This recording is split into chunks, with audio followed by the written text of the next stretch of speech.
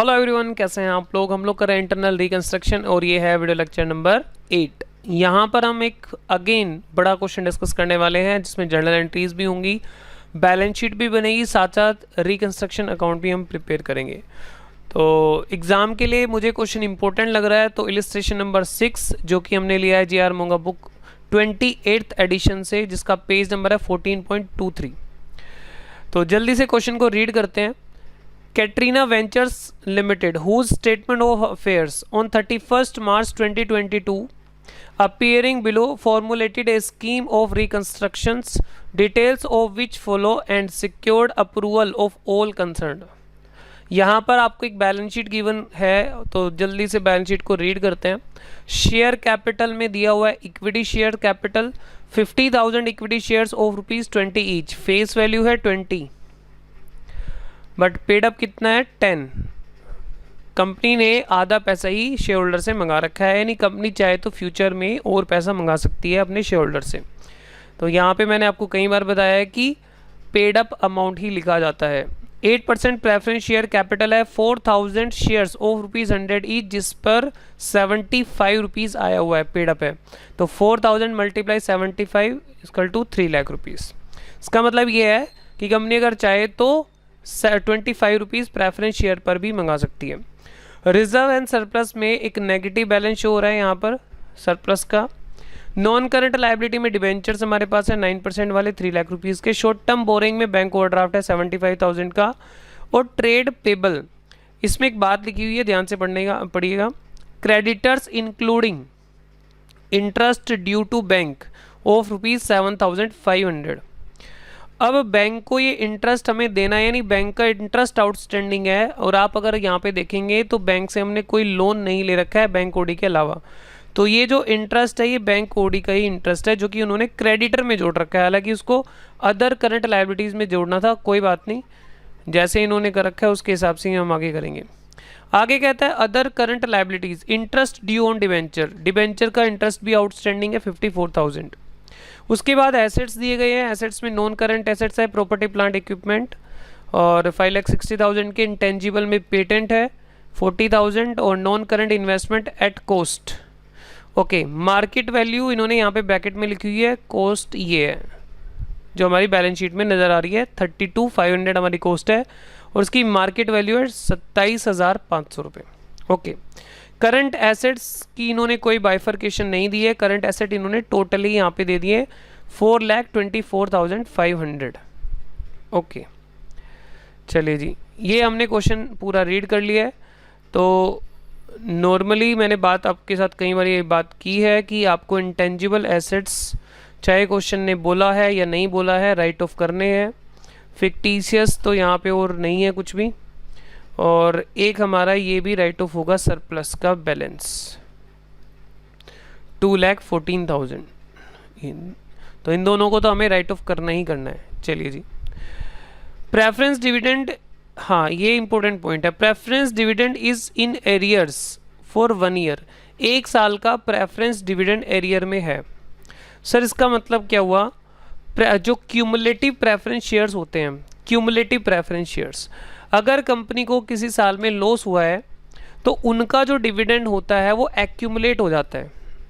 Accumulate, जिस साल में कंपनी को प्रॉफिट होगा उस साल में वो एक्यूमुलेटेड डिविडेंड, यानी जो प्रेफरेंस डिविडेंड एक्यूमुलेट हो गया है पिछले सालों का, जिस साल में प्रॉफिट होगा उस साल में प्रेफरेंस शेयर होल्डर को दे दिया जाता है। तो वो हमारी कॉन्टिंजेंट लाइबिलिटी की तरह दिखाना होता है। तो preference dividend is in arrear for 1 year. तो 1 साल का प्रेफरेंस डिविडेंड एरियर में है। ये हमारी कॉन्टिंजेंट लाइबिलिटी है, हो सकता है हमें पे करना पड़े, हो सकता है ना करना पड़े, तो इसलिए ये कॉन्टिंजेंट लाइबिलिटी होती है। आगे, preference share holders to give up their claims. अब उनका जो हम क्लेम की बात करेंगे तो उसमें प्रेफरेंस डिविडेंड की भी बात आएगी जो 1 साल का एरियर में है, इंक्लूसिव ऑफ डिविडेंड्स। ठीक है, इन्होंने वैसे बता भी दिया कि जो क्लेम है प्रेफरेंस शेयर होल्डर्स का, जिसके अंदर डिविडेंड भी आपको शामिल करके चलना है, to the extent of 30% and desire to be paid off. मतलब ये कि प्रेफरेंस शेयर होल्डर क्या कर रहे हैं, जो भी उनका क्लेम है डिविडेंड को जोड़कर उसमें से 30% वो वेव ऑफ कर रहे हैं, इसका मतलब वो 70% ही यहाँ पे हमने उनको पे करना है, क्योंकि यहाँ पे क्वेश्चन में लिखा है desire to be paid off, मतलब बाकी का आपको पे करना है। दोबारा सुन लीजिए, प्रेफरेंस शेयर होल्डर का जो क्लेम है, क्लेम में डिविडेंड भी शामिल करना है, यानी डिविडेंड प्लस जो उनका प्रेफरेंस शेयर कैपिटल है उसमें 30% का वो वेव ऑफ दे रहे हैं, बाकी उनको हमें पे करना है। ठीक है, तो जल्दी से हम देख लेते हैं इसकी जर्नल एंट्री क्या होने वाली है। सर क्वेश्चन की एक बार रिक्वायरमेंट पढ़ लो, उसके बाद हम जर्नल एंट्री डालेंगे। चलिए एक बार क्वेश्चन को गो थ्रू कर लेते हैं थोड़ा, और उसके बाद हम 1 by 1 डिस्कस करेंगे point. Debentures agree to give up its claim to interest in consideration of their claim for rate of interest being enhanced to 10%। यहाँ पर बोला गया है डिबेंचर होल्डर ने जो उनका क्लेम था, इंटरेस्ट का जो उनका क्लेम था उसमें उन्होंने उसको छोड़ दिया है, और उसके बदले उन्होंने क्या शर्त रखी है, जो हमारे 9% वाले डिबेंचर अभी हैं उनको 10% कर दीजिएगा। दोबारा सुन लो, डिबेंचर होल्डर ने अपना इंटरेस्ट का जो क्लेम था, देखो यहाँ पे लिखा हुआ है इंटरेस्ट ड्यू ऑन डिबेंचर 54,000, वो छोड़ दिया है, और उसके बदले उन्होंने शर्त रखी है कि हमारे जो 9% के डिबेंचर है 3 लाख के, उनको 10% कर दिया जाए। ये डिबेंचर वाला पॉइंट है। आगे कहा है bank agrees to give up 50% of its interest outstanding in consideration of their being paid off at once.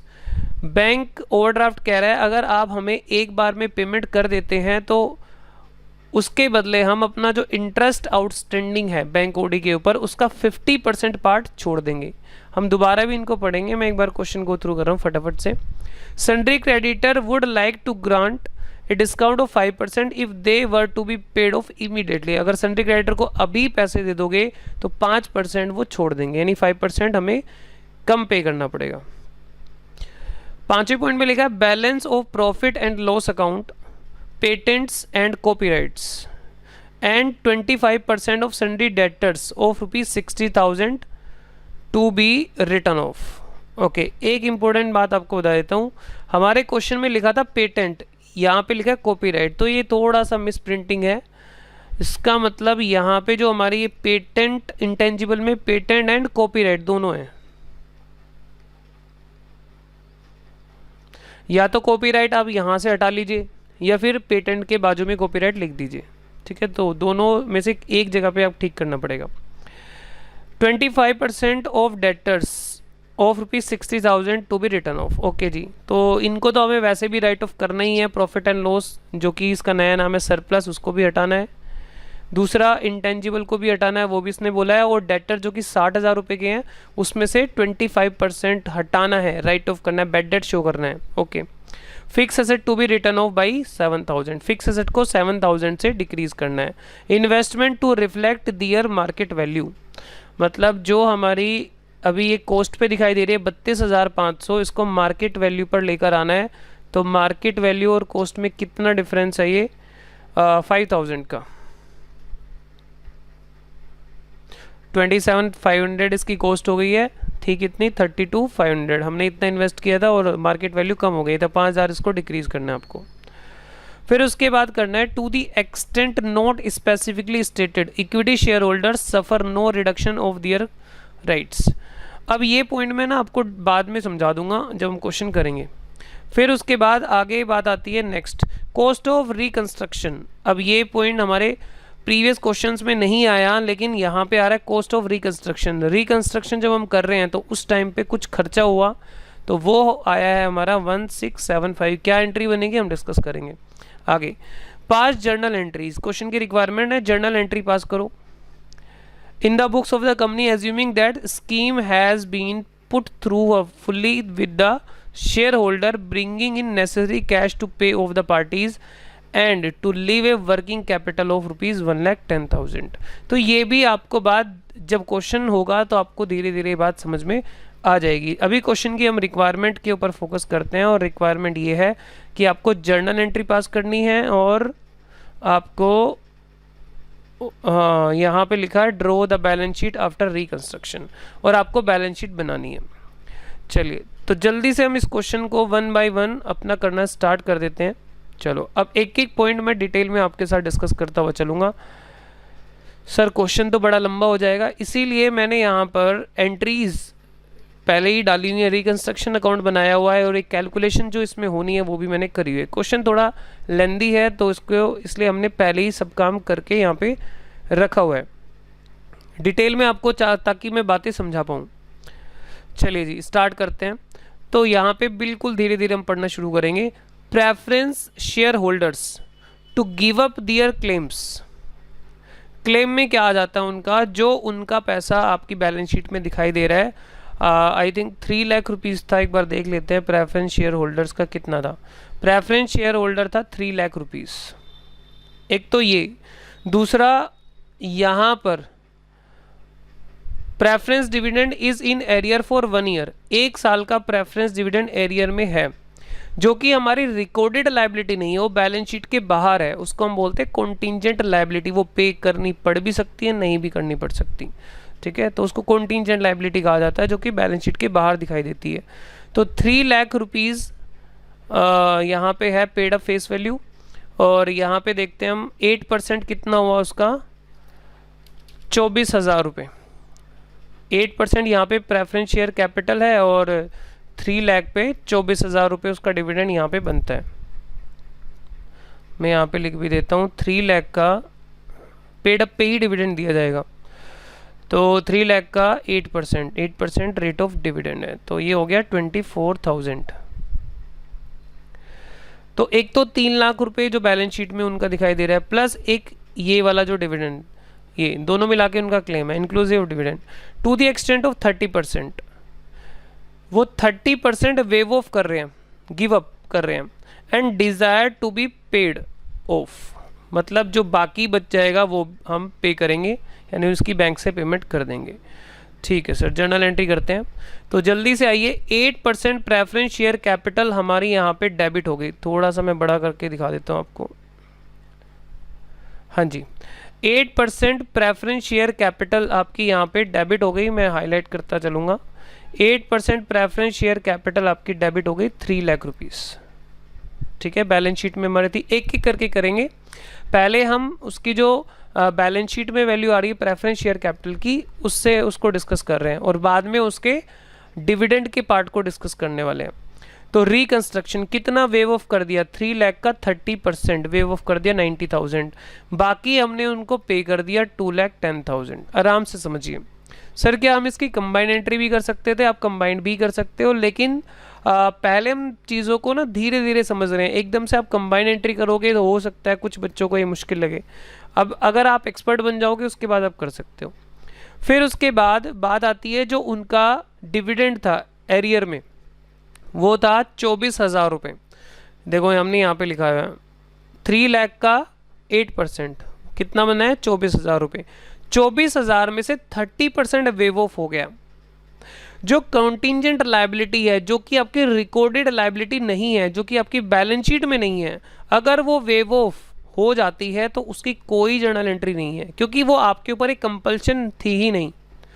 दोबारा सुनिए, अगर कोई लायबिलिटी जो कि बैलेंस शीट के बाहर है और वो वेव ऑफ हो गई तो उसकी कोई जर्नल एंट्री नहीं है। ये हमने नोट्स में भी अपने लिखा है, अभी मैं दिखाऊंगा आपको। और जितना पार्ट आपने पे किया है उसकी आपको एंट्री करनी है। तो 24,000 का 70% पार्ट हमने पे किया है, तो पेमेंट करेंगे तो बैंक तो ऑब्वियसली डिक्रीज होगा ही होगा, बैंक तो आप कम कर दीजिए। और यहाँ पे एक तरह से, क्योंकि वो लायबिलिटी रिकॉर्डिंग नहीं थी, एक तरह से यहाँ पे एक्सपेंस हो रहा है कंपनी का, तो इसलिए आपने उसको रिकंस्ट्रक्शन को डेबिट कर दिया। दोबारा सुनो, कोई भी एक्सपेंस या लॉस अकाउंट हमें नहीं खोलना है, सीधा रिकंस्ट्रक्शन को डेबिट करना है। कोई भी इनकम या प्रॉफिट हमें अकाउंट नहीं खोलना है, सीधा रिकंस्ट्रक्शन को क्रेडिट करना है। सिंपल बात। चलिए जी, 16,800, तो 24,000 का 70% पे करें तो 16,800 आ गया। सर आप बता रहे थे कि हमने ये नोट्स में भी मेंशन किया हुआ है। देखो हमने ये बात कहाँ पे लिखी हुई है, ये रहा लायबिलिटी, एक्सटर्नल लायबिलिटी में। देखो क्या कहता है, अगर लायबिलिटी बैलेंस शीट में है और आउटसाइड बैलेंस शीट यानी बैलेंस शीट के बाहर है। बैलेंस शीट में अगर लायबिलिटी है, अगर पे ऑफ करोगे तो लायबिलिटी डिक्रीज हो जाएगी और बैंक कम हो जाएगा, बैंक या कैश। डिफरेंस अगर कुछ है इसके अंदर तो वो रिकंस्ट्रक्शन में जाएगा। जैसे लायबिलिटी हमारी 10,000 की है और पेमेंट हमने 7,000 की है, तो 3000 रिकंस्ट्रक्शन में क्रेडिट। वेव ऑफ अगर हो जाए, मतलब जो लायबिलिटी वाला था उसने छोड़ दी लायबिलिटी, तो वो सारा का सारा फायदा हो गया कंपनी का, तो लायबिलिटीज टू रिकंस्ट्रक्शन। ये तो नॉर्मल है, ये एंट्री हम कर भी चुके हैं। लेकिन अगर कोई लायबिलिटी बैलेंस शीट के बाहर है तो उस केस में हमें क्या करना है, example preference dividend in arrear paid of, अगर हमने वो पे ऑफ करा है तो बैंक या कैश डिक्रीज हो जाएगा, और यहाँ पर क्योंकि हमने पेमेंट करी तो एक एक्सपेंस आप उसको बोल सकते हो, तो रिकंस्ट्रक्शन डेबिट हो गया। और अगर वो वेव ऑफ हो जाए तो कोई एंट्री यहाँ पे नहीं होगी। समझ आ गई बात? कोई एंट्री यहाँ पे नहीं होगी क्योंकि वो हमारी ऑब्लिगेशन एक्चुअल में नहीं थी। चलिए आगे देखते हैं हम।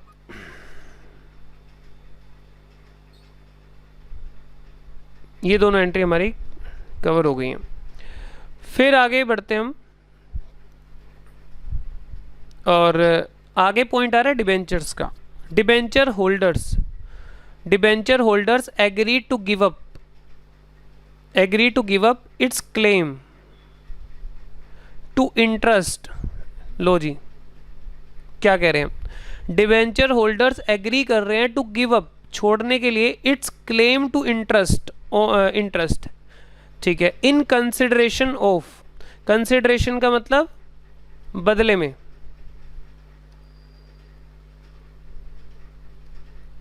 हाँ जी, क्या गिव अप कर रहे हैं, क्लेम टू इंटरेस्ट, जो उनको इंटरेस्ट का पैसा लेना है कंपनी से उसको वो छोड़ रहे हैं। लेकिन बदले में, किसके बदले, इसके बदले वो क्या करवाएंगे, देखो, of their claim for rate of interest being enhance to 10%। वो कह रहे हैं भाई हम अपना इंटरेस्ट ऑन डिबेंचर छोड़ देंगे, लेकिन हमारा जो अभी 9% का इंटरेस्ट का रेट है आपको उसको 10% करना पड़ेगा। अभी देख लेते हैं कितने परसेंट का है, 9% डिबेंचर है, तो वो कह रहे हैं इसको आप कर दो 10%, हम अपना इंटरेस्ट जो है 1 साल का जो पेंडिंग है, अब छोड़ो 1 साल का है, कितने साल का है, 1 साल का नहीं, ज़्यादा का है, तो 54,000 पेंडिंग है, तो उसको हम छोड़ने के लिए तैयार हैं, हम छोड़ देंगे, लेकिन आपको हमारा इंटरेस्ट 1% से बढ़ाना पड़ेगा, यानी नए डिबेंचर हमें देने पड़ेंगे 9% की बजाय 10%। समझ में आया? हाँ सर समझ में आया, सिंपल है। तो अब आप इसको एक बार ध्यान से पढ़ोगे तो आपको समझ में आ जाएगा। एंट्री क्या होनी है, बड़ी सिंपल सी एंट्री है भाई, पुराने डिबेंचर 9% वाले यहाँ से ख़त्म हो गए 3 लाख रुपीज़ के। इंटरेस्ट ड्यू ऑन डिबेंचर भी ख़त्म हो गया। आप चाहो तो उसकी अलग अलग एंट्री पास कर सकते हो और कंबाइंड भी कर सकते हो, अगर कंबाइंड समझ में आती है तो कंबाइंड कर लो, अदरवाइज अलग अलग भी आप कर सकते हो। तो 9% की बदले में हमने कितने दे दिए, 10% नए वाले 3 लाख रुपीज़ के, और जो इंटरेस्ट हमारा हमने वेव ऑफ कर दिया, यानी डिबेंचर होल्डर ने वेव ऑफ कर दिया, कंपनी का फ़ायदा हो गया, वो रिकंस्ट्रक्शन में चला गया। चलिए तो सिंपल एंट्री थी, इसमें कुछ था नहीं ज़्यादा खास। आगे बढ़ते हैं। आगे कहता है bank agrees to give up. लो भाई, बैंक एग्री कर रहा है कि भाई मैं भी छोड़ दूंगा, क्या छोड़ देंगे, 50% of its interest outstanding. Okay, तो बैंक कह रहा है मैं 50% छोड़ दूंगा जो भी मेरा इंटरेस्ट आउटस्टैंडिंग है। दोबारा सुनिए ध्यान से, bank agrees to give up 50% of interest outstanding. Okay, किसके बदले, in consideration of their being paid off at once. वो कह रहा है एक बारी में अगर आप पे कर दोगे तो मैं अपना इंटरेस्ट, जो मेरा इंटरेस्ट आउटस्टैंडिंग है, उसका 50% पार्ट छोड़ दूंगा, लेकिन आपको एक बारी में मेरा पैसा पे करना पड़ेगा। ओके जी, चलिए तो बैंक ओवरड्राफ्ट है कितना क्वेश्चन में, बैंक ओवरड्राफ्ट यहाँ पे दे रखा है 75,000, बैंक ओवरड्राफ्ट दिया है 75,000, तो वो कह रहे हैं इसको पे कर दो, और जो 7,500 रुपये जो कि क्रेडिटर में जुड़ा हुआ है 7,500, उसमें से 50% वो वेव ऑफ कर देंगे, कंपनी के फेवर में छोड़ देंगे। ओके जी, करते हैं एक बार ज़रा। तो एक काम करते हैं, हम बैंक को हमने पेमेंट कर दी, यहाँ पे बैंक ओडी की पेमेंट 75,000 से कर दी, और हमारा जो इंटरेस्ट, जो कंपनी की लायबिलिटी थी, ध्यान रखना बच्चे यहाँ पर गलती करते हैं, बच्चे यहाँ पे interest outstanding on bank OD लिख देते हैं। भैया वो क्रेडिटर में जुड़ा हुआ है तो क्रेडिटर ही कम करो आप। दोबारा सुन लो, वो क्रेडिटर में जुड़ा हुआ, आप चाहें तो उसको ब्रैकेट में मेंशन कर सकते हैं, जैसे मैंने किया यहाँ पे। है वो एक्चुअल में इंटरेस्ट, लेकिन क्रेडिटर में जुड़ा है तो आप क्रेडिटर ही डेबिट करो, ठीक है। इसका आधा माफ़ हो गया, कंपनी को फ़ायदा हो गया, और आधा कंपनी ने यहाँ पे पे कर दिया, क्योंकि उनकी शर्त यही थी कि पेमेंट करनी पड़ेगी तभी आपको ये वेव ऑफ होगा। आगे चलते हैं। इसका मतलब सर ये हुआ, जो हमारे क्रेडिटर हैं अगर हम उसमें से 42,000 में से इंटरेस्ट वाला पोर्शन हटा दे तो हमारे एक्चुअल क्रेडिटर तो कितने बचते हैं? 42 के क्रेडिटर टोटल हैं, जिसमें इंटरेस्ट ऑन बैंक ओडी जुड़ा हुआ है 7,500 का, तो एक्चुअल क्रेडिटर हमारे 34,500 के ही हैं। ध्यान से सुनना, एक्चुअल क्रेडिटर 34,500 के हैं, जो हमने यहाँ पे भी मेंशन करा है। अब ये क्या कह रहा है, अगला पॉइंट क्रेडिटर का है। नेक्स्ट पॉइंट में कहा है sundry creditor would like to grant a discount of 5% if they were to be paid off immediately. अगर उनको एकदम से पैसा अभी दे दोगे तो वो 50%, सॉरी 50 नहीं, 50 तो बहुत ज़्यादा हो गया, 5% छोड़ देंगे, 5% वेव ऑफ कर देंगे, यानी 95% ही आपको पे करना होगा। चलो ये भी इजी है। तो पहले तो ये बताओ बैलेंस क्रेडिटर हैं कितने? सर बैलेंस टोटल थे हमारे पास 42,000 के, 7,500 का तो इंटरेस्ट ऑन बैंक ओडी था, वो तो ऊपर ही उसका सेटलमेंट हो गया, तो बाकी बचे हुए क्रेडिटर हो गए 34,500 के। अब उसमें से वो कह रहे हैं अभी पैसे दे दो और 5% का डिस्काउंट ले लो, तो ये कंपनी को फ़ायदा हो गया 5% का, और पेमेंट कितनी हो गई? पेमेंट बाकी बैलेंस से फिगर आप निकाल लो, सिंपल है। आगे बढ़ते हैं। 5th पॉइंट में कह रहा है balance on profit and loss account, इसका मतलब सरप्लस है नए फॉर्मेट में। सरप्लस का जो बैलेंस है, जो इंटेंजिबल हमारे हैं, and 25% of sundry debtor of ₹60,000 written off, to be written off, मतलब 60,000 के डेटर को 25% कम करना है, तो 60,000 का 25% 15,000 हुआ। 15,000 से आपको डेटर कम करने हैं, और पेटेंट एंड कॉपीराइट जो इंटेंजिबल्स हैं वो हटा देने हैं, और सरप्लस भी हटा देना है। और fixed asset to be written down by, fixed asset को 7,000 से कम करना है, और investment to reflect their market values, मतलब कि इसको मार्केट वैल्यू पे लेकर आना है, जो कि 32,500 से 27,500 उसकी मार्केट वैल्यू है, तो 5,000 से उसको कम करना है। तो टोटल मिला के यहाँ पे रिकंस्ट्रक्शन अकाउंट डेबिट हो जाएगा, surplus, intangible, debtor, fix asset और इन्वेस्टमेंट क्रेडिट हो जाएंगी, ठीक है। तो इसकी एंट्री जल्दी से हम देख लेते हैं, आइए यहाँ पे। तो सरप्लस कितने का सरप्लस है, आप अपनी बैलेंस शीट में एक बार देखिए, 2,14,000 का, और पेटेंट कॉपीराइट है 40,000 का। मैं एक बार दिखा देता हूँ, 2,14,000 और 40,000। ओहो, पहले सरप्लस देख लो। सरप्लस देखो यहाँ पे 2,14,000 है, 2,14,000 का सरप्लस देख लिया, हाँ सर देख लिया। और हमारा पेटेंट देख लो 40,000 का, तो दोनों को हमने राइट ऑफ कर दिया। चलो फिर डेटर तो सीधे ही वो क्वेश्चन में बता रहा है 60,000 का 25% बैड डेट हो गया। सर टोटल डेटर हम देख सकते हैं? नहीं, टोटल डेटर आप नहीं देख सकते, क्योंकि करंट एसेट की कोई बाइफर्केशन उन्होंने नहीं दी है। तो वो बता रहा है डेटर 40,000 का है, उसमें से 25% बैड डेट हो गया, लॉस हो गया। तो सर क्या हम बैड डेट टू डेटर खोलेंगे? नहीं भाई, लॉस की जगह हमेशा रिकंस्ट्रक्शन करो इस चैप्टर में। लॉस या एक्सपेंस की जगह हमेशा रिकंस्ट्रक्शन, प्रॉफिट इनकम की जगह हमेशा क्रेडिट में रिकंस्ट्रक्शन। ओके, फिर उसके बाद प्रॉपर्टी प्लांट इक्विपमेंट जो कि हमारे फिक्स एसेट थे वो 7,000 से डिक्रीज हुए थे, और इन्वेस्टमेंट 5,000 से डिक्रीज हुई थी। ये हमने पहले ही वहाँ पे डिस्कस कर लिया था। तो टोटल रिकंस्ट्रक्शन डेबिट हुआ 2,81,000। पहले आपका ये काम होगा स्टेप 1 में, स्टेप 1, और फिर आपका ये कंप्यूट होगा स्टेप 2। चलिए उसके बाद आगे बात आती है, बस 1-2 एडजस्टमेंट और बची हैं इसमें।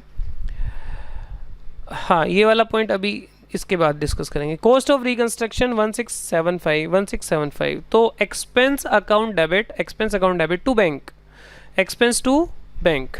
तो एक्सपेंस टू बैंक मतलब यहाँ पे रिकंस्ट्रक्शन टू बैंक, ये हो गई। सर क्या हम ऊपर भी इस एंट्री को मर्ज कर सकते थे? वो भी आप कर सकते थे। तो मैंने यहाँ पे लिखा है कॉस्ट ऑफ रिकंस्ट्रक्शन, ये एंट्री क्योंकि इस बार आई है, ये पहली बार हमने देखी है अभी तक के क्वेश्चन में, तो मैंने इसको अलग से डिस्कस कर लिया। आप चाहें तो इसको ऊपर एंट्री के साथ भी कंबाइन कर सकते हैं। आगे फिर उसके बाद बात आती है ये वाली, अब पढ़ेंगे हम ये वाली बात। To the extent not specifically stated equity share holder suffer no reduction of their rights. मतलब यहाँ पे इन्होंने कहा है कि भाई जो इक्विटी शेयर होल्डर ने कितना सरेंडर किया ये स्पेसिफिक नहीं है। आपका रिकंस्ट्रक्शन में देख लीजिए कितनी कमी पड़ रही है, उतना ही उन्होंने सरेंडर किया है। तो हमें रिकंस्ट्रक्शन अकाउंट इसके लिए बनाना पड़ेगा। इसके लिए हमें पहले रिकंस्ट्रक्शन अकाउंट रेडी करना पड़ेगा, तभी हमें पता लगेगा इक्विटी शेयर होल्डर ने कितना सेक्रीफाइस किया है, कितना कंपनी के फेवर में सेक्रीफाइस किया है। ठीक है, तो इसलिए मैंने यहाँ पे रिकंस्ट्रक्शन अकाउंट ऑलरेडी रेडी करके रखा हुआ है। ये रहा रिकंस्ट्रक्शन अकाउंट। तो हमने करा क्या? कुछ भी नहीं किया। जितनी भी हमारी एंट्रीज है रिकंस्ट्रक्शन वाली, हमने रिकंस्ट्रक्शन में पोस्टिंग कर दी है। आपको मैं थोड़ा छोटा करके दिखाई देता हूँ। लो एक बार एंट्री पोस्ट करते देखो। फर्स्ट एंट्री में रिकंस्ट्रक्शन 90, सेकंड एंट्री में ये 16,800, नेक्स्ट एंट्री में सर हाईलाइट कर दो, लो हाईलाइट कर देता हूँ। हाँ जी, ये हो गया 90,000 फर्स्ट एंट्री से। सेकंड एंट्री में 16,800 डेबिट हो गया। रिकंस्ट्रक्शन थर्ड एंट्री में 54,000 क्रेडिट हो गया। चौथी एंट्री में चौथी में नहीं है, पांचवी में है रिकंस्ट्रक्शन 3750 क्रेडिट हो गया। उसके बाद रिकंस्ट्रक्शन है 1725, वो क्रेडिट हो गया। उसके बाद रिकंस्ट्रक्शन है आगे डेबिट में 2,81,000, जिसमें ये है 2,14,040, 15, 7 और 5। तो ये यहाँ लिखा है 2,02,81, ये पूरा 281 है। डेटर प्रॉपर्टी प्लांट इक्विपमेंट ये पूरा आ गया। फिर उसके बाद रिकंस्ट्रक्शन डेबिट टू बैंक है 1675 ये आ गया। और कोई रिकंस्ट्रक्शन की एंट्री अभी तक नहीं है, आगे नहीं है रिकंस्ट्रक्शन की। ठीक है, ये तो हमने बाद में करी है। हम यहाँ करने के बाद हमने क्या बनाया? रिकंस्ट्रक्शन अकाउंट बनाया। उसके बाद उन्होंने कहा है आप अलग से कोई स्पेसिफिकली हमने नहीं बताया है, जितना ज़रूरत हो रिकंस्ट्रक्शन के लिए आप उतना सेक्रीफाइस करा लो इक्विटी शेयर होल्डर से। तो यहाँ पे ये बैलेंस शीट का निकला हमारा 1,50,000। तो इसलिए ये एंट्री हुई equity share capital 150 to reconstruction account. मतलब ये 8th एंट्री के बाद रिकंस्ट्रक्शन अकाउंट बनेगा और उसके बाद ये एंट्री आएगी। ठीक है सर, ये तो समझ में आ गई है। उसके बाद हम आगे चलते हैं। आगे एक बात इसने और कही है यहाँ पे लास्ट में, बस ख़त्म होने वाला है क्वेश्चन, थोड़ा सा और बचा है। Pass journal entry in the books of company assuming that scheme has been put through finally with the equity share holder bringing in necessary cash okay to pay off the parties and leave a working capital of ₹1,10,000। मतलब यहाँ पे ये कह रहे हैं कि भाई internal reconstruction की स्कीम में अभी हम लोग क्या कर रहे हैं, यहाँ पे काफ़ी सारी हमारी पेमेंट्स हो रही हैं, तो उसके लिए हमें पैसा भी तो चाहिए ना, उसके लिए हमारे पास पैसा होना चाहिए। तो वो जो पैसा है वो इक्विटी शेयर होल्डर लेकर आएंगे। सर इक्विटी शेयर होल्डर क्यों लेकर आएंगे? आप देखो ध्यान से, क्वेश्चन में ध्यान से अगर देखोगे 20 रुपये का यहाँ पे शेयर है और इक्विटी शेयर होल्डर ने सिर्फ आधे पैसे ही पे कर रखे हैं। तो कंपनी अगर पैसों की ज़रूरत पड़ेगी तो इक्विटी शेयर होल्डर से मंगाएगी। और यहाँ पे क्वेश्चन ने स्पेसिफिकली ये बात बोली है कि कंपनी ने इक्विटी शेयर होल्डर से पैसे मंगाए हैं, जितने भी ज़रूरत पड़ रही है उतने पैसे। ठीक है जी, चलिए हम एक बार देख लेते हैं हमारे पास क्या कुछ बैलेंस है क्या। पहले तो इन्होंने टोटल दिया है हमारा करंट एसेट्स। अब करंट एसेट में तो भैया बहुत सारे बैलेंस हो सकते हैं, है ना, इन्वेंट्री, डेटर, बहुत सारी चीज़ें हो सकती हैं करंट में। अब इसमें बैंक का बैलेंस कितना है वो हमें नहीं पता, तो हम उसको 0 मान लेते हैं, क्योंकि क्वेश्चन ने भी बोला है कि जितने पैसे की ज़रूरत पड़ रही है तो इक्विटी शेयर होल्डर लेकर आएंगे। तो 4,24,500 है टोटल में, बट बैलेंस बैंक का नहीं पता, तो बैंक का बैलेंस हम 0 मान के चलेंगे। तो हम एक बार देखेंगे कि हमारी टोटल कितने पैसों की यहाँ पे ज़रूरत है। आप देखोगे सबसे पहले हमने यहाँ पे इस एंट्री में प्रेफरेंस शेयर होल्डर को पेमेंट की है 2,10,000 रुपये की। तो मैंने यहाँ पे ये नोट नंबर 2 बनाया हुआ है, जिसकी हमें जितने पैसों की हमें ज़रूरत पड़ रही है वो इक्विटी शेयर होल्डर लेकर आएंगे। तो हमने ये नोट बनाया, cash brought in by equity share holders. तो इक्विटी सबसे पहले प्रेफरेंस शेयर होल्डर को 2,10,000 रुपये देने हैं, यानी हमने पहले उसकी एंट्री कर दी है, तो 2,10 तो उनके हैं। फिर ये डिविडेंड है, प्रेफरेंस डिविडेंड का 16,800 सेकेंड एंट्री से। थर्ड एंट्री में बैंक कहीं भी नहीं है। फोर्थ में बैंक ओडी की पेमेंट करनी है 75,000, उसके लिए 75,000 चाहिए। फिर उसके बाद 3750 ये अच्छा क्रेडिटर यहाँ पे हमने दोनों कंबाइंड करके ले लिए हैं, एक तो 3750 और यहाँ पे बैंक कितना आ रहा है 32,775। मैं लिख देता हूँ। एक तो क्रेडिटर कैसे निकला है, ये 3750, देखो ये वाली पेमेंट हो रही है ना यहाँ पे 37, मतलब यहाँ से लेना था मुझे, ये एरो यहाँ से है, ये बैंक से 3750 प्लस, और यहाँ पे बैंक कितना आ रहा है इधर बाकी 32,775। तो टोटल ये जो पेमेंट आ गई हमारी 36, क्रेडिटर को इतने देने हैं। कॉस्ट ऑफ रिकंस्ट्रक्शन 1675, यहाँ पे देखो ये रहा 1675 बैंक। अब बैंक देख लो कहाँ पे कम हो रहा है, वो हमें पेमेंट करनी पड़ेगी, ठीक है। और क्वेश्चन ने बोला था वर्किंग कैपिटल हमें चाहिए, अपने लिए भी कुछ बैलेंस चाहिए बिजनेस के डे टू डे ऑपरेशन को चलाने के लिए 1,10,000। तो इस तरह से हमें टोटल पैसा चाहिए 4,50,000, टोटल पैसा 450 चाहिए। तो 450 इक्विटी शेयर कैपिटल लेकर आए, वो इक्विटी शेयर होल्डर लेकर आएंगे। Bank account debit to equity share holder, क्योंकि उनका पार्टली पेड अप था अभी, तो उनसे पैसा मंगाने का कंपनी राइट रखती है। तो bank account debit to equity share capital, right. तो चलिए, तो ये जर्नल एंट्री आपको आई थिंक समझ में आ गई होंगी। देखो जर्नल एंट्री और रिकंस्ट्रक्शन वगैरह तो इतना काम मैंने पहले से करा हुआ था, उसके बाद भी समझाने में इतना टाइम लग गया है। अभी हमारी बैलेंस शीट बननी बाकी है। अब कुछ बच्चे कह रहे होंगे सर इतना लंबा क्वेश्चन क्या एग्ज़ाम में भी पूछा जाएगा। देखो एग्ज़ाम में आता है, ये 15-15 नंबर के क्वेश्चन होते हैं, तो ऑब्वियसली पूछा जाएगा, एग्ज़ाम का ही क्वेश्चन है। चलिए, तो 15 नंबर का आएगा। अब हमें करना है यहाँ पे अपनी बैलेंस शीट को कंप्लीट। चलो जी, अब यहाँ पे एक एक करके काम ख़त्म करते चले जाएंगे हम। सबसे पहले हम यहाँ से स्टार्ट करेंगे। सबसे पहले चलिए जी, मैं इसको एक बार हटा देता हूँ यहाँ पे। चलिए, तो सबसे पहले हमारे पास यहाँ पे आ रही है प्रेफरेंस शेयर कैपिटल। तो बैलेंस शीट में हमें याद भी है अभी भी, preference share capital 3 lakh rupees थी, और प्रेफरेंस शेयर कैपिटल यहाँ पे पूरी तरीके से पे ऑफ हो गई है, पे हो चुकी है प्रेफरेंस शेयर कैपिटल। आप इसको चाहें दिखाना तो दिखा सकते हैं, नहीं दिखाना चाहें तो नहीं भी दिखाएं, लेकिन क्योंकि ये शेयर कैपिटल का पार्ट है तो दिखा देते हैं, ठीक है। यहाँ पे लिखेंगे हम शेयर कैपिटल। देखो जो यहाँ पर ज़ीरो हो जाती है ना आइटम्स, आप उनको दिखाना, अगर आपकी मर्जी, आपको दिखाना है, आपके पास टाइम है एग्जाम में, तो आप उनको दिखा दीजिए।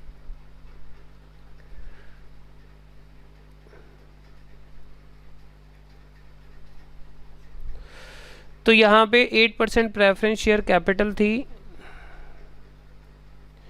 और ओपनिंग बैलेंस इसका था जो बैलेंस शीट में था हमारे 3 लाख रुपीज़। रिडक्शन हो गई और पेमेंट हो गई। इसमें 30% रिडक्शन हो गई थी और 90% 70% पे 210। तो इस तरह से ये ज़ीरो हो गई हमारी। चलिए, अब हम बात करते हैं इक्विटी शेयर कैपिटल।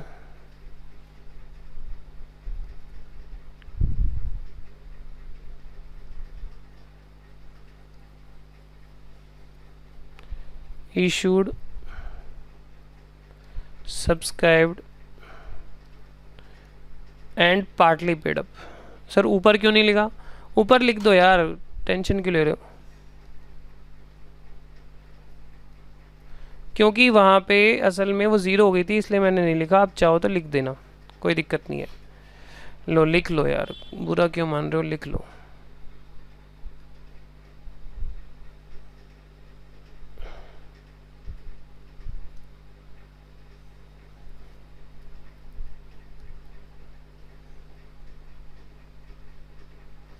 ये भी पार्टली पेड ही थी ना हमारी ऊपर वाली भी।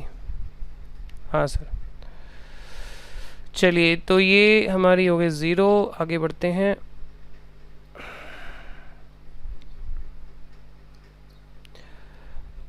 अब आपको यहाँ पे देखना है जी ओपनिंग बैलेंस क्या था। ओपनिंग बैलेंस, ओपनिंग बैलेंस था 5 लाख। हाँ, ओपनिंग बैलेंस था 5 लाख।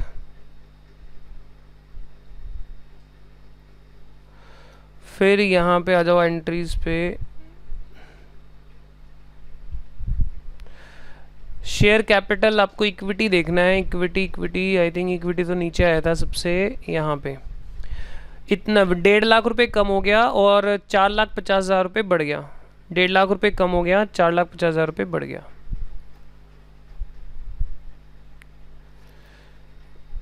एक 1,50,000 रिडक्शन हुआ था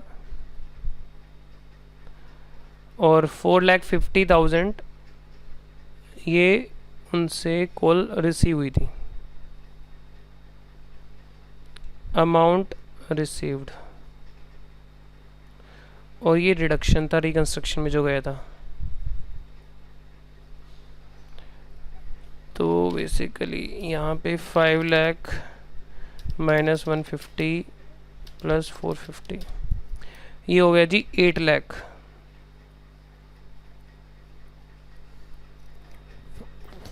अब सर नंबर अगर दिखाने हैं तो कैसे हम दिखाएं इसको, नंबर को? आप नंबर दिखाना चाहते हैं तो यहाँ पे इस तरह से कर लीजिए, इसको रिकंसाइल की तरह से एक ले लीजिए, इसको रिकंसाइल हम लिखते हैं ना हर बार। तो 8 लाख रुपीस, ये एक तरह से रिकंसिलेशन हम कर रहे हैं। और नंबर ऑफ शेयर हो गए 50,000 इक्विटी शेयर्स, 50,000 इक्विटी शेयर्स थे इनके पास। तो 8 लाख टोटल वैल्यू हमें लिखनी है, तो 8 लाख डिवाइड बाई 15 हो, 8 lakh divide by 50,000 equity shares of ₹20 each, 16 paid up, तो ये 80,000 आ गया, सॉरी 8 लाख आ गया। देखो 50,000 शेयर थे ना हमारे पास, यहाँ पे देखो 50,000 इक्विटी शेयर थे हमारे पास। हमने नए शेयर इशू नहीं करे हैं, ध्यान से समझना।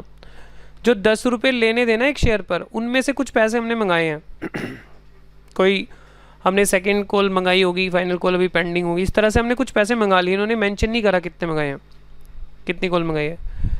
तो इसलिए नंबर ऑफ शेयर टोटल हमारे पास 8 लाख की वैल्यू आ रही है, तो हमने 50,000 से डिवाइड करके 16 रुपीज़ निकाला है। तो अभी भी वो पार्टली पेड है, 20 रुपये का शेयर है। फिर उसके बाद ये होने के बाद हम आगे बढ़ते हैं। चलो जी आगे चलो। प्रेफरेंस शेयर हमारा डन हो गया है और रिकंस्ट्रक्शन अकाउंट हमारा पहले ही बंद होता है, एसेट हम बाद में देखते हैं। रिकंस्ट्रक्शन डन है। अब डिबेंचर की बारी आ रही है। तो पुराने डिबेंचर 3 लाख के थे 9% वाले, अब नए डिबेंचर आ गए 10%। ठीक है, इसको तो डायरेक्ट ही आप लिख दो।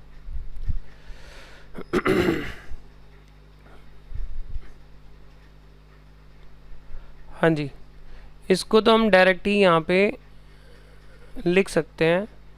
इसके लिए कोई क्या नोट बनाओगे? लॉन्ग, एक ही आइटम है, लॉन्ग टर्म बोरिंग।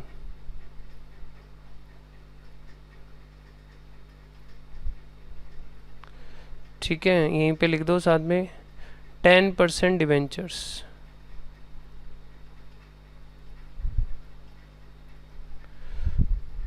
$3 लाख। अब क्योंकि हम इसके लिए कोई नोट नहीं बना रहे हैं तो आप यहाँ पे डैश लगा दो।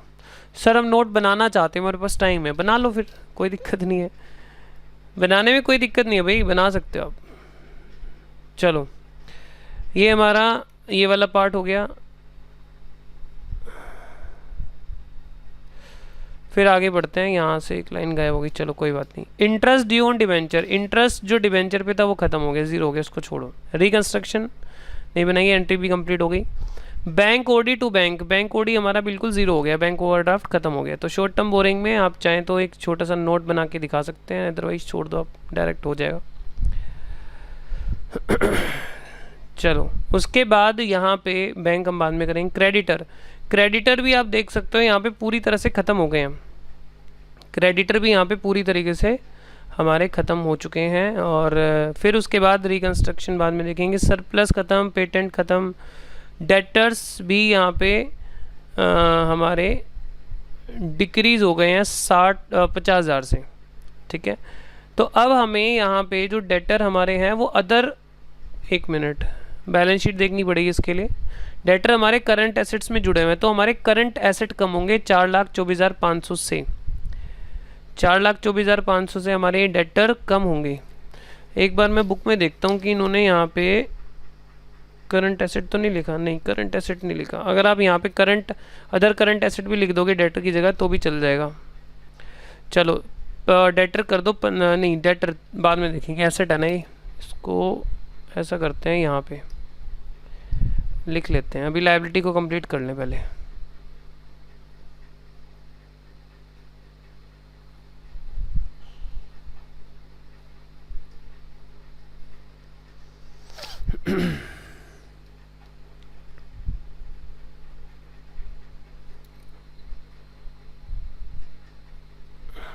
हाँ जी, ये हमें इसका नोट बनाना है, एसेट है।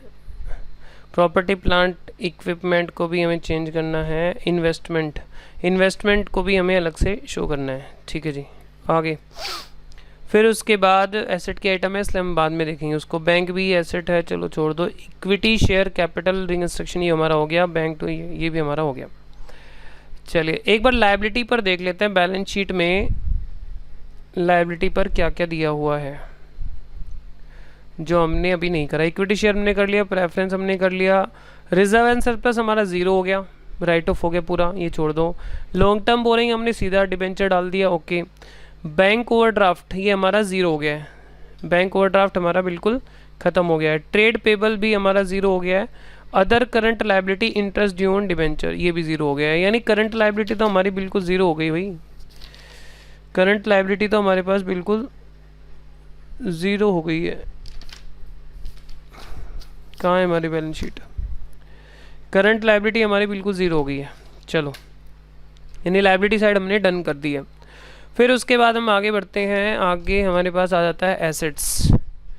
एसेट्स में अब चलने स्टार्ट कर देते हैं। Property plant equipment, property plant equipment में यहाँ पे 560 है, प्रॉपर्टी प्लांट इक्विपमेंट में 560 है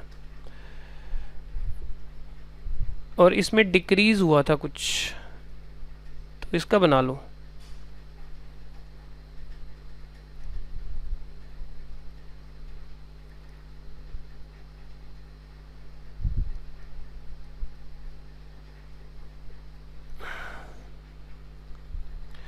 हाँ जी, प्रॉपर्टी प्लांट इक्विपमेंट में कितना है हमारा? यहाँ पे था हमारा टेंजिबल एसेट 560,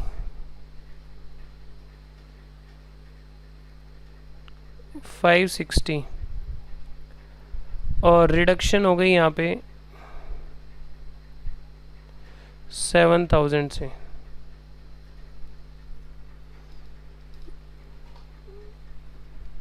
सात हज़ार से रिडक्शन थी और इन्वेस्टमेंट में 5,000 से कम हुआ था।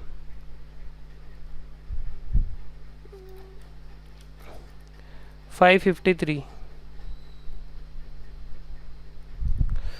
ठीक है जी। और उसके बाद एक हम यहाँ पे ट्रेड पेबल, ट्रेड पेबल तो डायरेक्ट यार लिख दो,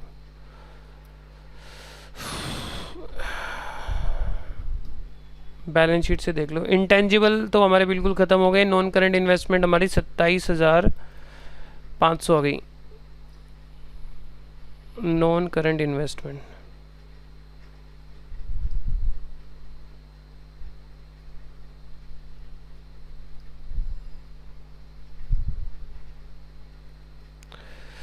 ठीक है, उसके बाद हमारे पास करंट एसेट्स में चेंज हुआ है, और एक बार बैलेंस शीट में ये एंट्रीज देख लेते हैं ज़रा।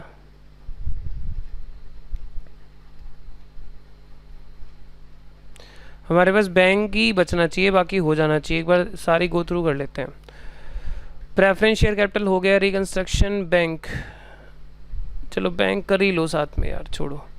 तो बैंक हमने यहाँ पे क्रेडिट किया है, तो बैंक का तो बैलेंस जीरो हो जाएगा यार पूरा, क्योंकि जितना हमने इक्विटी शेयर से मंगाया है 4,50,000, उतना ही तो पेमेंट हुआ है यहाँ पे। तो बैंक तो हमारा ज़ीरो है। देखो जितना हमने पेमेंट करा उतना ही मंगाया, तो बैंक तो ज़ीरो हो गया। तो बैंक का तो कोई इम्पैक्ट आएगा नहीं इसमें। और इन्वेस्टमेंट हमने ले लिया है, देख लेते हैं कुछ बचा तो नहीं। रिकंस्ट्रक्शन हो गया, डिबेंचर इंटरेस्ट ये सब हो गया, बैंक ओडी बैंक हो गया, क्रेडिटर ही हो गया, सरप्लस हटा दिया है, पेटेंट हटा दिया, डेटर प्रॉपर्टी इन्वेस्टमेंट हटा दिया, और रिकंस्ट्रक्शन टू बैंक, सारी एंट्रीज हो गई हैं। तो करंट एसेट्स में यहाँ पे एक चेंज आएगा। करंट एसेट्स,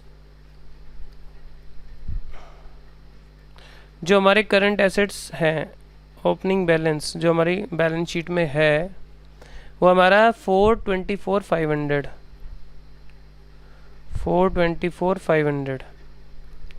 उसमें हमारा डेटर डिक्रीज़ हुआ था। डेटर कितने हज़ार से कम हुआ था? डेटर हमारे कम हुए थे इसमें 15,000 रुपये से। तो डेटर हमारे करंट एसेट्स में ही जुड़े हुए हैं। 60,000 के डेटर, आप ऐसे लिख दो, डेटर्स, बैड डेटर्स हमारे 60,000 के इसमें जुड़े हुए थे करंट एसेट में, 425,500 में। 15,000 के डूब गए हैं, तो इसमें से हमने लेस कर दिए। 4,10,500, 4,10,500।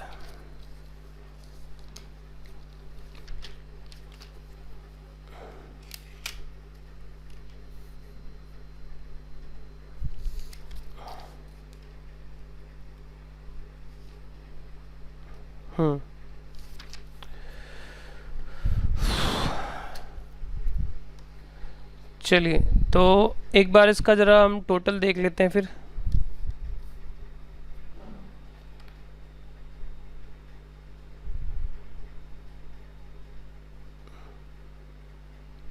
हाँ sorry, cash and cash equivalent का यहाँ पे हमें 1,10,000 बचा हुआ है, क्योंकि वर्किंग कैपिटल के लिए हमने मंगाया था ना। तो आप अगर कैश एंड कैश इक्विवेलेंट यानी बैंक का ये टोटल करोगे, बैंक का टोटल करोगे तो उसमें बच जाएगा 1,10,000। 1,10,000 रुपये हमने वर्किंग कैपिटल के लिए मंगाया, तो बैंक में हमारा इतना बैलेंस बचेगा 1,10,000। तो ये हम ऐड कर देते हैं।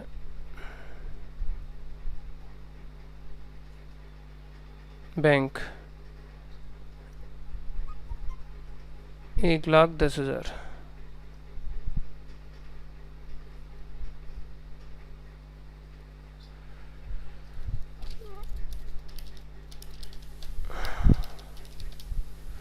$5,20,500।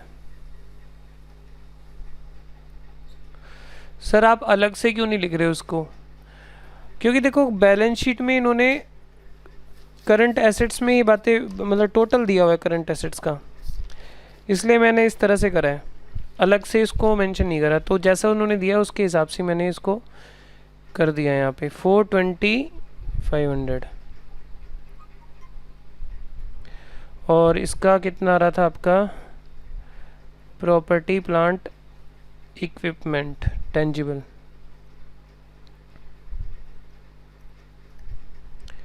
प्रॉपर्टी प्लांट इक्विपमेंट का अर्थ हमारा 5,53,000। ठीक है, और बाकी चीज़ें तो कुछ भी इसमें नहीं है। एक बार इनके नंबर डाल देते हैं। शेयर कैपिटल का नंबर 1 डाल दो, इसका तो हमें डालने की ज़रूरत नहीं है, इसका 2 डाल दो, इसका हमने कोई ज़रूरत नहीं है, इसका 3 डाल दो। तो 1 2 एंड 3। एक बार बैलेंस शीट का टोटल हम देख लेते हैं। शेयर कैपिटल का 8 लाख,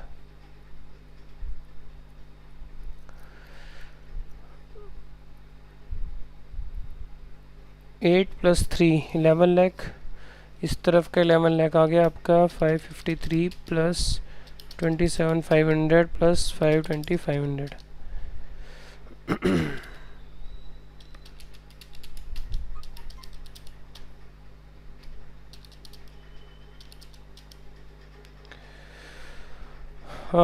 $11,01,000। इधर के यहाँ पे कुछ डिफरेंस आ रहा है, कुछ गलती होगी शायद।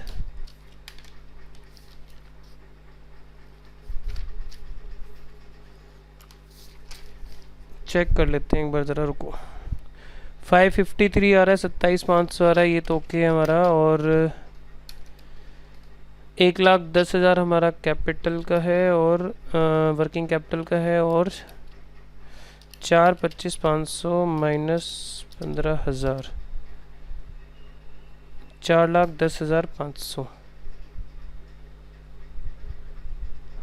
एक बार इसका बैलेंस देख लेते हैं ज़रा। 4,24,500, ओ सॉरी, यहाँ पे मैंने 25,500 ले लिया है, 4,24,500 है, 4,24,500। तो 5,19,500 ये आएगा। 519,500, 519,500, ठीक है। तो अब ये टोटल 11 लाख आ जाएगा यहाँ पे। चलिए, तो एक क्वेश्चन हमारा कंप्लीट हो गया है। अगर आप चाहें बाकी के नोट्स टू अकाउंट्स बनाना जिसमें ज़ीरो हो गई है वैल्यू, तो आप उनको बना सकते हैं। देखो, जितना ज़्यादा आप डिटेल में डिस्क्राइब कर दोगे, क्वेश्चन को दिखा दोगे, उसमें कोई मना ही नहीं है। बट जो आइटम ज़ीरो हो गई हैं आपका नहीं दिखाओगे, क्योंकि टाइम को भी आपको कहीं ना कहीं कंसिडर करना है। और इतना बड़ा क्वेश्चन होता है कि यहाँ पे बच्चे के पास टाइम एक्स्ट्रा होता ही नहीं है। तो जो जीरो हो गई हैं उनको छोड़ दो आप और डायरेक्ट करो, क्योंकि इतना टाइम नहीं मिलेगा आपको एग्ज़ाम में। ठीक है फ्रेंड्स, चलिए मिलते हैं नेक्स्ट लेक्चर में। Till then take care, bye bye.